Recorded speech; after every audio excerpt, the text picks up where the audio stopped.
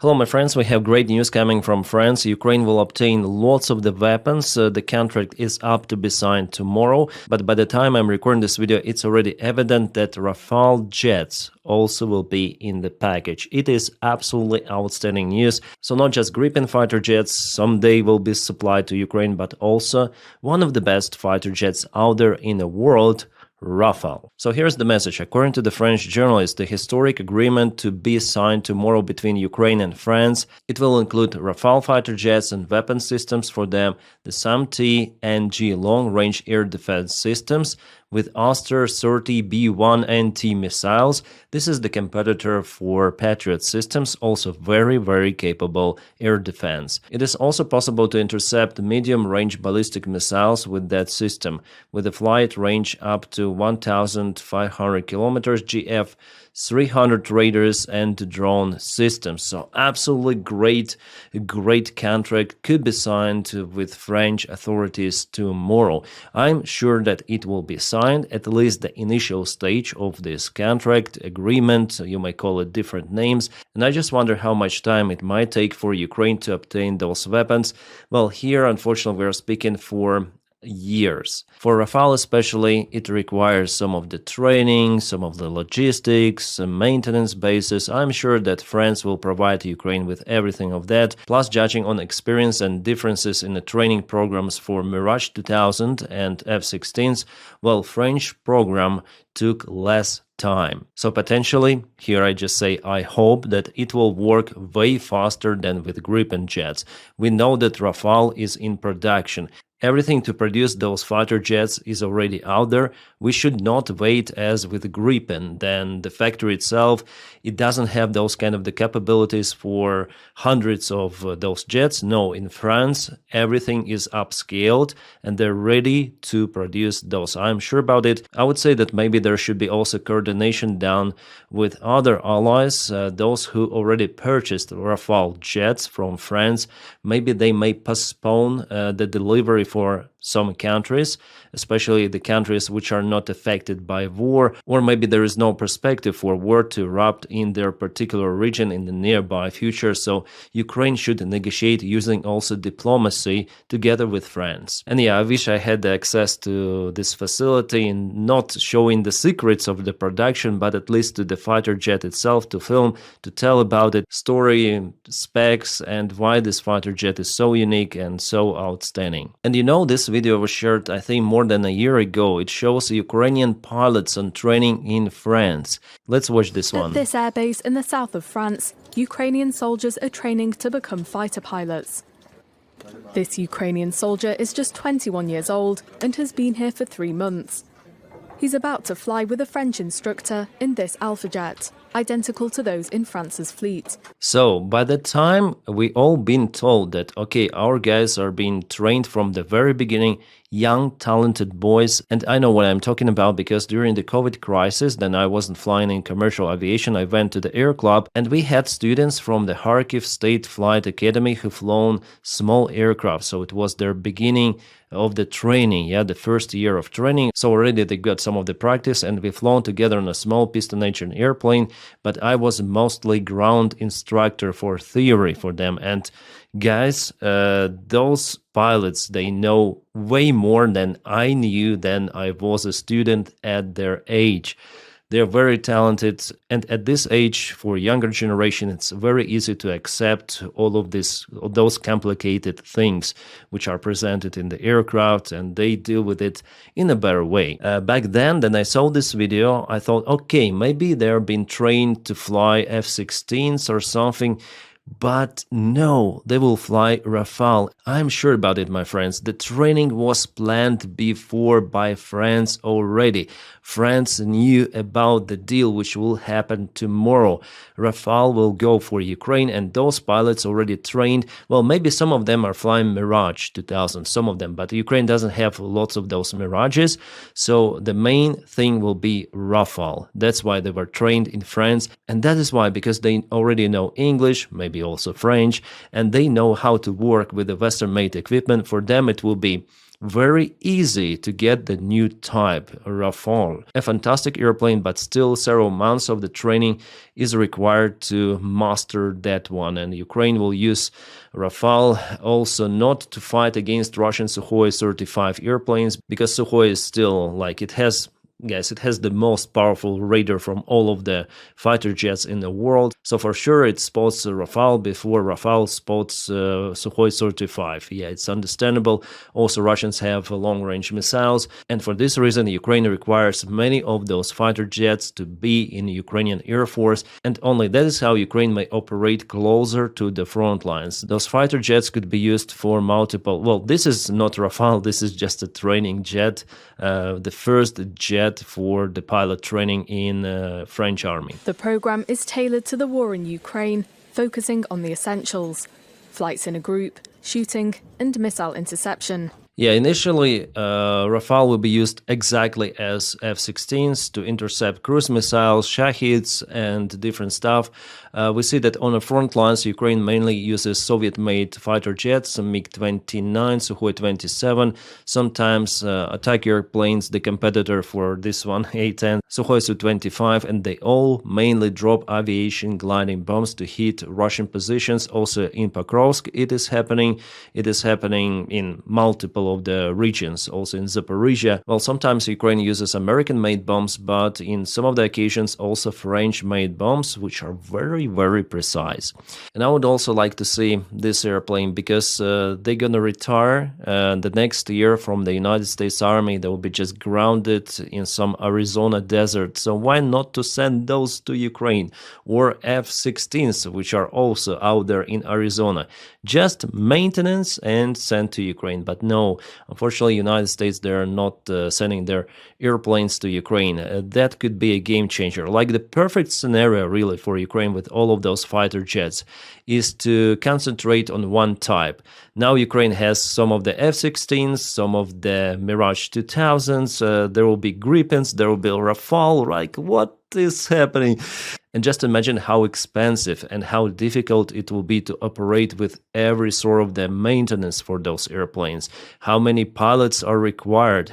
Like lots of the stuff is actually required for this really zoo of the aircraft. Well, Ukraine is like that in ground forces, so like there are multiple of the weapons from every sort of the country, any sort of the producer, and it goes for airplanes, for fighter jets as well. So Soviet airplanes, yeah, I forgot to mention them as well. It's crazy what is happening in Air Force. But if France supplies those Rafales to Ukraine, it means that they will also support Ukraine at least with maintenance and spare parts and weapons. It's okay. It's a good thing after all. So it's better to have something split than not to have a thing. So after all, I support this idea. It is a great fighter jet, and Ukraine is very, very lucky to operate those. Ukraine will be number 10 country that obtains those fighter jets. Yes, obviously with the help of Rafale, Ukraine will not destroy the entire Russian army or something like that, but it's one more tool, yes, one more tool which Ukraine could use to defend itself. It's not a Wunderwaffe or something. That is what before was accepted as some sort of the wow weapon. Then in 2023 we spoke about Bradleys, Leopard tanks, Abrams tanks. All of that is burning under the drone strikes as Russian-made or Soviet-made tanks. It is pretty much evident. So the idea how to use this equipment properly, that's the way out for Ukraine. And again, I'm calling for reforms in Ukrainian army, for command evolution. Let's not call it change of command. I will call it command evolution, all right? Without Syrsky, it's better. So in that case, Ukraine may handle the defense for a very, very long time. And I'm sure that after the Putin's regime collapse, Ukraine has the chance to return back all of the territories. But for that, of course, there should be some of the events happening in Russia. Interesting events. There's going to be not update from Ukraine, but updates from Russia. Then there will be some of the confrontation. Well, hopefully one day we see it. Meanwhile, let's watch this one. Wow, it's very huge and very loud. I reduced the volume for you. Those are the missiles. cruise missiles. Here's the context. Ukraine publishes the first ever video of them launching their new Bars Leopard, yeah, that's the name, missiles on the Russian targets. The domestically developed long-range drone missiles, cruise missile UAV hybrid with a range of 800 kilometers and capable of carrying a payload of 100 kgs. Yeah, is a part of Kyiv's effort to produce its own deep strike weapons and reduce dependence on Western systems. Bars is one of the several new Ukrainian long-range systems alongside Pekla, Palanitsa, Luty, Ruta, and Flamingo. Here we also have some sort of the zoo, yeah? Well, it's really hard to get the image, goes something strange. Well, here we have maybe bars, or it looks like different Ukrainian missile. Maybe it looks like that, climbs with a starter booster engine and then turns on this jet engine. Yeah. Well, anyways, Ukraine is now experimenting with its long-range tools, and that requires investments. And we know about this huge corruption scandal, yeah, but some of the media, they try now to speculate without the evidence, accusing also the company or management of the Firepoint company connecting that one to the scandal. Well, for now, at this moment, we don't have the proofs that something was wrong with the Firepoint company, or is wrong. For example, there was an article published today on the Clash Report, also before New York Times posted some sort of the accusations around towards the company management, but still NABU doesn't provide any sort of the evidence about some sort of the corruption schemes around this producer of the weapons. So let's analyze what they write, because basically New York Times and Clash Report writes the same stuff. While brave Ukrainians are fighting against Russian aggression to save their land, Ukraine needs to wipe out corruption mess. I agree with that. Behind it all, Timur Mindich, a long childhood friend and business associate of President Zelensky, who co-owns Quartal 95, the entertainment studio that launched Zelensky's career. Yeah, we all know about it already from previous, if you watch my videos, you know about it. The Firepoint, this company that produces FP1 drones, FP2 drones, and FP5 Flamingo. So Firepoint, just one of 500 drone companies set up after the start of the war in Ukraine, sold 220 million worth FP1 drones in just 2024, 30% of Ukrainian total drone budget. So far so good. Those are very capable. And even if we speak about the recent strike on Russian Novorossiysk port, it was conducted by Neptune and also FP1.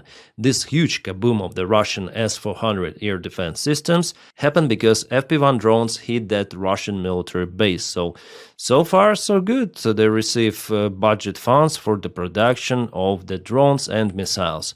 Its revenue surged from 4 million in 2023 to over 100 million in 2024, while its workforce expanded from 18 to 2,200 employees. So, okay, what's wrong about it? It's the promising company, especially in Ukraine. There was nothing associated to long-range weapons, and if you check out any sort of the drone production company, there will be the similar story. This one is just a little bigger than the average, yeah? In 2025, the firm secured $1 billion contract, funded through a Danish-led European initiative by Ukraine Ministry of Defense to produce the Flamingo missile. So even our European allies are involved from Denmark. And critics, who are the critics? Some critics. So they voiced a concern over how a company with only a prototype, like in serial production certification, could obtain such substantial awards, suggesting potential favoritism in the bidding process. Well, we see about Flamingo, I partially agree that it's not that capable as, for example, Neptune. But the rest, this company is not just about Flamingo missile. Flamingo missile is the part of their production.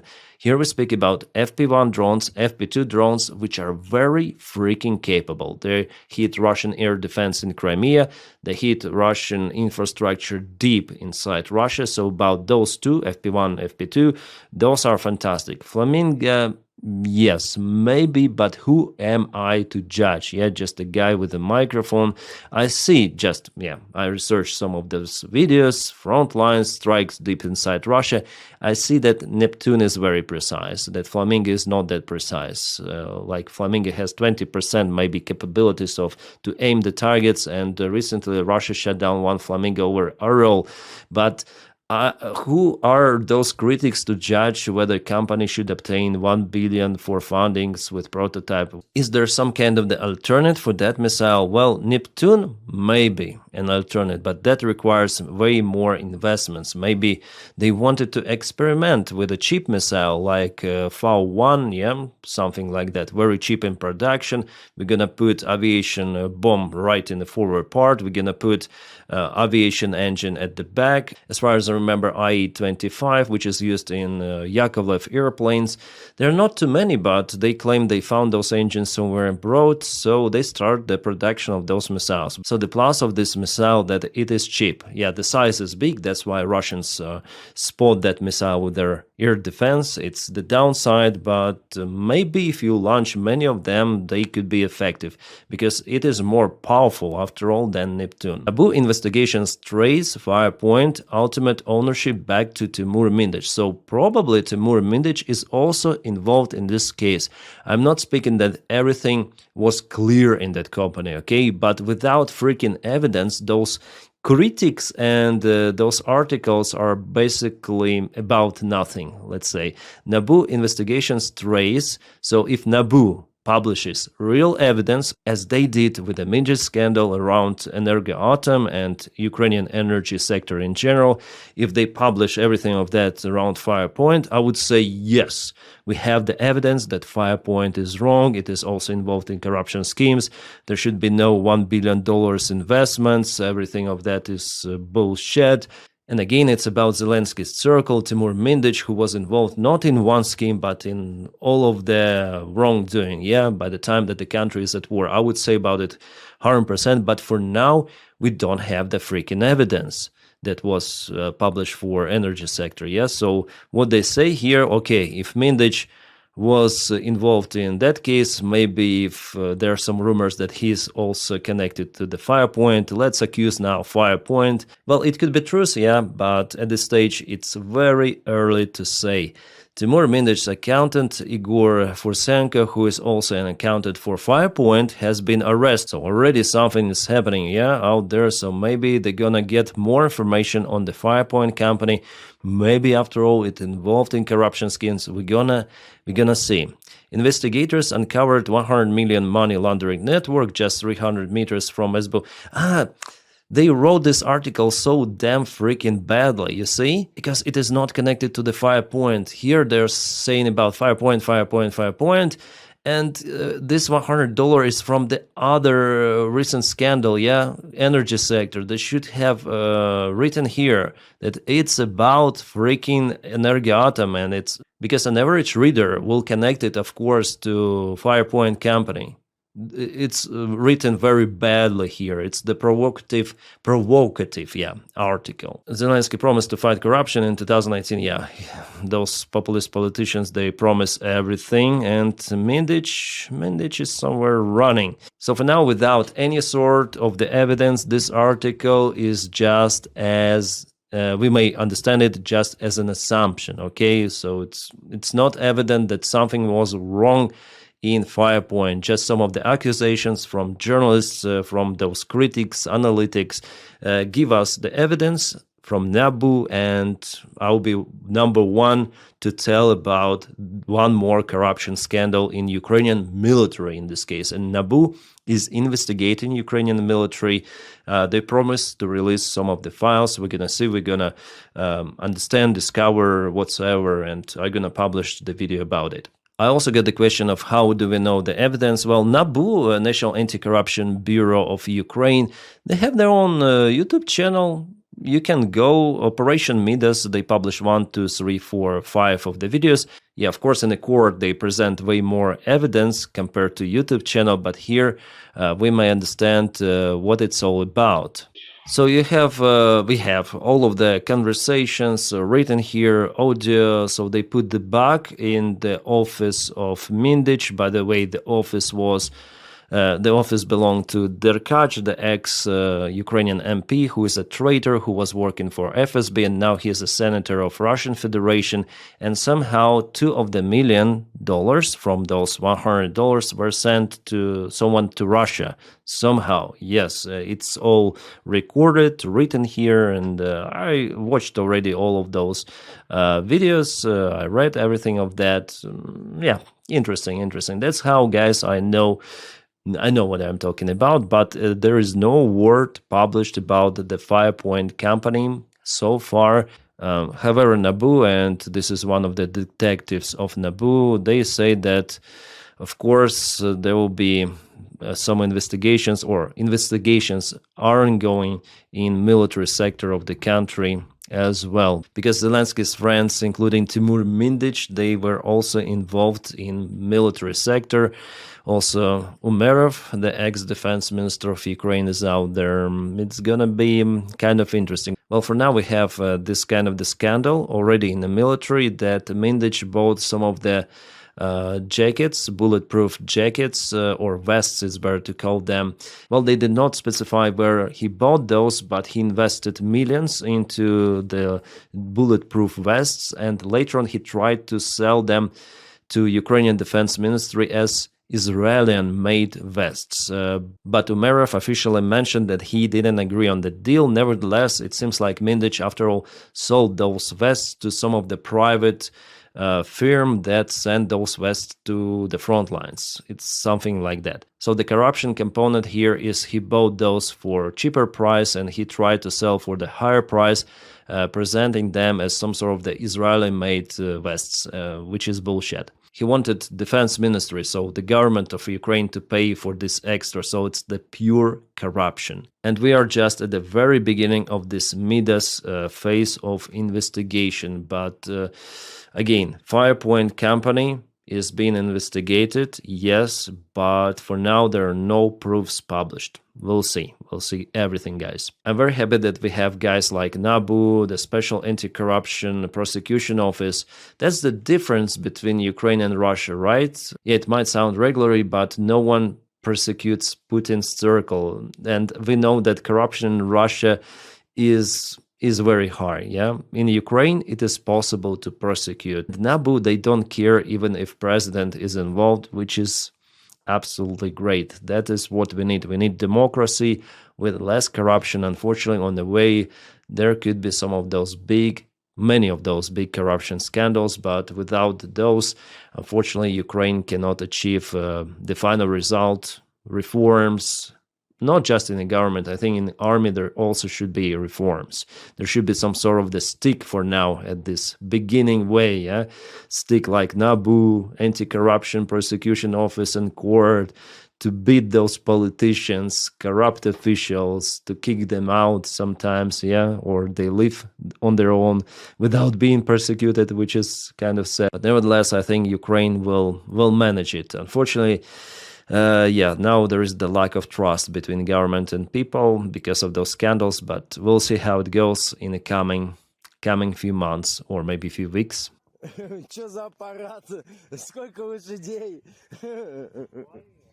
120-ки, да, Тась? Poor animals, once again, thanks to the channel Power Parks, they analyze all of those videos, shared privately sometimes in the private groups, they have somehow access. Again, donkeys are used by Russians on the front lines as supply delivery animals. Yeah, not vehicles, animals. Well, in this case, the cameraman says 120-ки. 120-ки means 120mm mortar shells. So they operate not at the very front line, but for mortar, artillery, they may deliver some of the shells. So not exactly on the front lines. And just look at this mud here. And just imagine if it is raining. Now it's kind of wet weather over there by the time it was taken. Ukraine. But even on motorcycle, it's gonna be hard to go through this road. Maybe just on all-terrain vehicle or using donkeys. If you're not in a hurry, donkey is the way out, because this soldier absolutely would be exhausted taking 120 millimeter mortar mines with him. By the way, cameraman was well, surprised, let's say, so it means that there are not many donkeys after all on the front lines, and he asked whether the donkey is okay, can they are they exhausted? And the Russian soldier answered that we are all exhausted. So that's the end of this video. And again, we may laugh, we may not laugh, but this donkey delivers devastating weapons to mortar, and later on it flies towards the Ukrainian army. So is it effective? Yes. The answer is yes. Does it look cringe? Also yes. But if it is working, it doesn't really matter how it looks like. Yeah, guys, this video goes from Rafale fighter jets to donkeys, but that is what we have, realities of the modern day war. My friends are gonna film the next update probably tomorrow morning. Thank you so much for watching my channel. Thank you so much for your kind support on Patreon and on membership of the channel. Because of your support, I'm capable to sustain my job filming videos every day. And please support me with the Patreon link in the video description just below, or press join button. I guess it's somewhere here. I wonder if I pointed out correctly. Well, for you, for your player, you will see everything. And if you don't have this opportunity to support me in that way, you may press your like to this video, press it, yes, and subscribe for the channel. By subscribing and liking the video, you also propel it to YouTube algorithms, I think it's correctly, and more people will watch it, which is good. All of the YouTubers like that, and me as well. The more views, the better it is for everything. My friends, I wish you all a peaceful sky wherever you are, and have a great time.